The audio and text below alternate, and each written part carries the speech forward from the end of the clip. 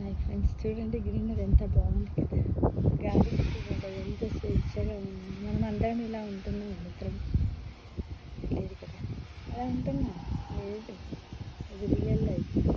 లేకపోతే ఉంటున్నాం ఇప్పుడు అంత స్వేచ్ఛగా ఉంటున్నాము లేదు. ఎప్పుడు కూడా అలా కల్లోలంగా ఆందోళనగా ఉంటూ ఉన్నాం కదా. మనం ఏం చేస్తున్నామో మనకే తెలియదు. ఏం చేస్తున్నాము, ఎంత సంపాదిస్తున్నాము, ఈ రెండు ప్రశ్నలకు సమాధానం వెతికే ప్రయత్నంలో ఎలా బతుకుతున్నాం అనేది కూడా తెలియకుండా చాలామంది బతికేస్తున్నాం. ఎంతవరకు కరెక్ట్ అంటారు? అవునా కదా చెప్పండి. అంటే మనం చూడండి, ఇప్పుడు మనం నడుచుకుంటూ పోతూ ఉంటాం.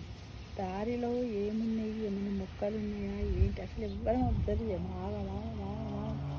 పొద్దున లేచామంటే సాయంత్రం వరకు మనకు అదే పని కదా.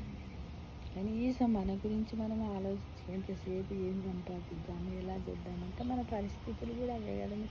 ఎందుకంటే మనం మిడిల్ క్లాస్ వాళ్ళం కాబట్టి మనమంతా టైం సెన్స్ తోటే పరిగెత్తాల్సి ఉంటుంది.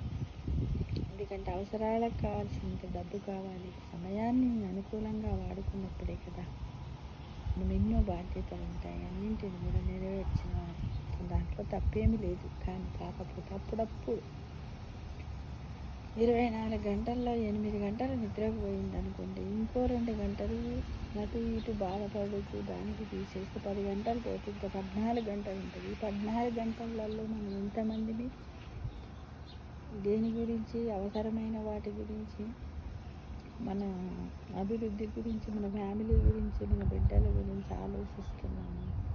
ఒక్కసారి ఆలోచించండి. చాలామంది ఏం చేస్తారు తెలుసా, పక్క వాళ్ళ గురించే టైం అంతా వేస్ట్ చేస్తూ వాళ్ళ గురించి ఆలోచిస్తూ ఉంటారు. వాళ్ళని పక్కన పెట్టేయండి.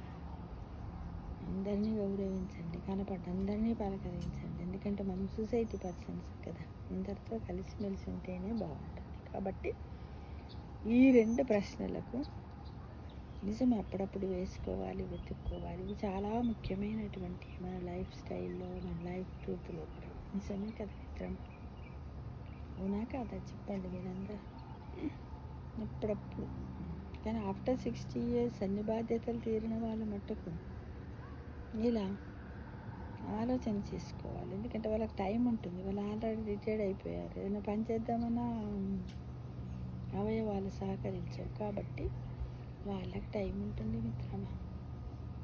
కాబట్టి వాళ్ళు ఆలోచించుకుంటూ దైవనామస్మరణలో గడిపితే బాగుంటుందేమో అని నా ఉద్దేశం.